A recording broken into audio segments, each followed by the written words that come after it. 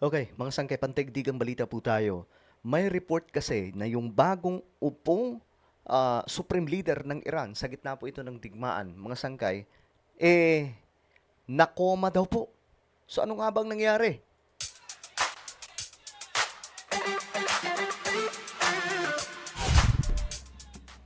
So magandang oras po sa inyong lahat, pandaigdigang balita po tayo. Mga sangkay, pag-uusapan po natin ngayon itong matinding nangyari no sa um, Supreme Leader ng Iran na ngayon mga sangkay nanganganib, nag-aagaw daw po, nag-aagaw buhay daw po mga sangkay, no?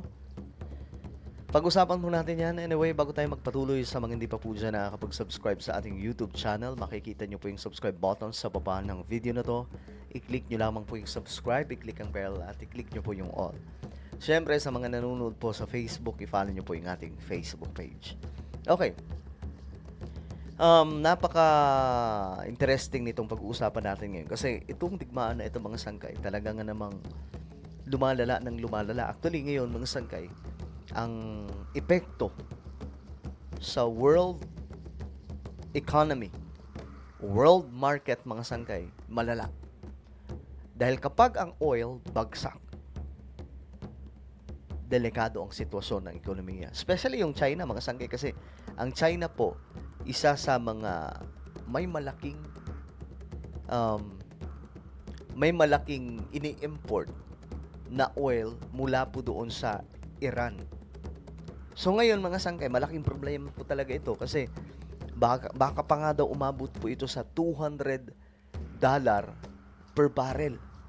So kapag nangyari ito mga sangkay, iyan na daw po yung pinaka-extreme na magaganap sa ating mundo. At siguradong sigurado babagsak ang maraming ekonomiya sa buong mundo. Okay, ito ang balita ngayon.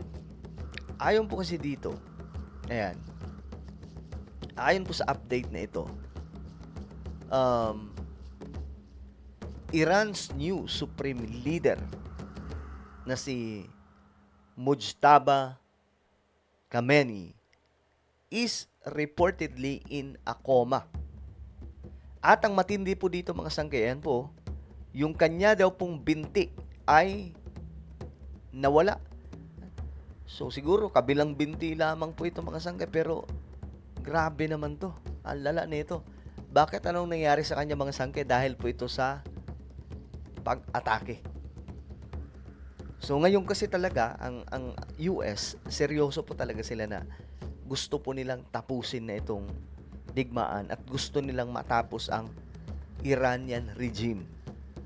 Dahil simula po nung naitatag mga sangkay itong Islamic Republic ng Iran, yung mga tao po doon lalong naghirap. Wala nang yung para kasi sa kanila mga sangkay yung peace. Itong itong nangunguna mga sangkay sa regime, itong bumubuo ng kanilang gobyerno, para sa kanila, yung kapayapaan base sa pagsunod sa kanilang relihiyon. Kasi ano ito, mga sangkay, ano sila? Alam niyo nung panahon, nung unang panahon, mga sangkay sa Pilipinas, 'di ba, nung panahon ng Espanya na yung Spain na colonial sa Pilipinas, 'di ba? Kung anong utos ng simbahan noon, yung mga praile, sumusunod po yung mga sundalo. At doon mga sangkay, maraming pinapatumbang mga Pinoy at that time. So same situation sa kanila. Kumbaga yung nangunguna sa kanilang gobyerno ay ang kanilang relihiyon. So masyadong radical silang Islam. Hindi po ito katulad sa Saudi Arabia, yung UAE, mga sangkay, 'di ba, sa Dubai, na hindi po sila ganun radical pagdating kay kasi dalawa po ito mga sangkay, dalawa po yung ang dalawang side ang Islam mga sangkay, dalawang Muslim na magkaiba, no? So, itong kanila, ito po yung mga Muslim o Islam na kung saan radical pagdating po sa kanilang reliyon. Kasi kaya nga dito sa Pilipinas, 'di ba? May mga may mga kapatid po tayong Muslim.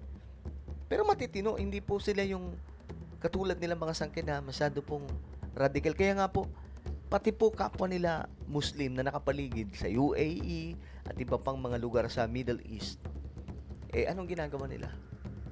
Inaatake po nila. Kasi kakampi daw ng Amerika. So, ganyan pong klaseng paninindigan ang mayroon sila. O ganyang klaseng prinsipyo, mga sangkay. Sabi dito, The Sun is in an exclusive report quoted the source are saying that Ayatollah is in a critical condition and also suffered serious stomach or liver damage. Ayan po mga sangkay yung update. Nako, paano yan? Kakaupo pa lamang po ng Supreme Leader kasi ang pagkakaintindi ko mga sangkay sa sinabi nila Donald Trump, kahit sinong uupo, no, kahit sinong uupo, basta bahagi ng regime, itutumba nila. Pansinin nyo mga sangkay, napanood nyo yung mga video na nagkalat sa social media? Na ang dami po mga Iranian nagse-celebrate, nagpaparada sila. Yung napakaraming mga Iranian na mga tumakas na sa kanilang bansa dahil sa kalupitan ng kanilang gobyerno. Ngayon mga sangkay, nagdiriwang po sila, nagse-celebrate sila para sa kanila bayani si Donald Trump. Dahil for the first time, may tumulong daw po sa kanila. First time po yun na nangyari. At isipin nyo, dapat walang pakialam dito si Donald Trump eh. Pero ano nangyari? Nangialam na po siya kasi nananawagan na po yung mga Iranian. Biruin nyo ba naman? Wala pa pong isang linggo mga sangkay. Nasa 40,000 po ang pinatumba. Na-recorded, ha?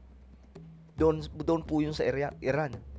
Yung mga nagpo-protesta, pinatumba po nila 40,000. Ganun po kalupit mga sangkay. Ilang oras lang daw po bago ang upong Supreme Leader na si Khamenei. Ito yung pangalawang anak kasi, mga sangkay, ng nauna na Supreme Leader nila na pinatumba din ng Amerika. Nito lang. Delivered his first official address, a section of the Western media claimed that he is in a coma and lost one leg. So, may isa, mga sangkay, na bahagi sa kanyang binti ang nawala.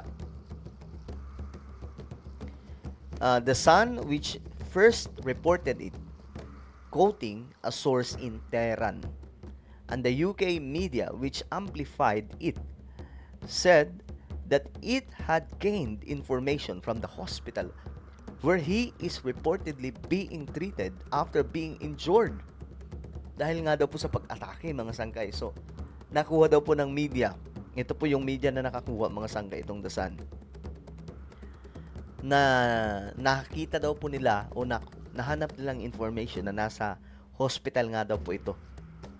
However, soon after, Iran released an audio message by the Ayatollah in which he talked about the attack. So ngayon mga sangka, ito yung propaganda. Alam niyo sabi ng mga Iranian. Kung napanood niyo po yung kay Jessica Soho interview sa kanila, parang podcast. Mga Iranian na nasa Pilipinas. Sabi nila hindi daw po talaga sila umuwi doon kasi nga delikado. Kumbaga nakuha nila yung comfort sa Pilipinas kasi doon daw sa kanilang bansa sa Iran, pinapahirapan po sila. Parang konti lang nilang pagkakamali, dadamputin sila ng pulis. Ganyan po kalala yung situation sa kanila. So ngayon, mga sangkay, ang gusto nila, they are praying, no, na makalaya po ang Persian people sa kamay nitong gobyernong malupit. Kasi dati mga sangkay, ang Iran mayroon pong hari, 'di ba?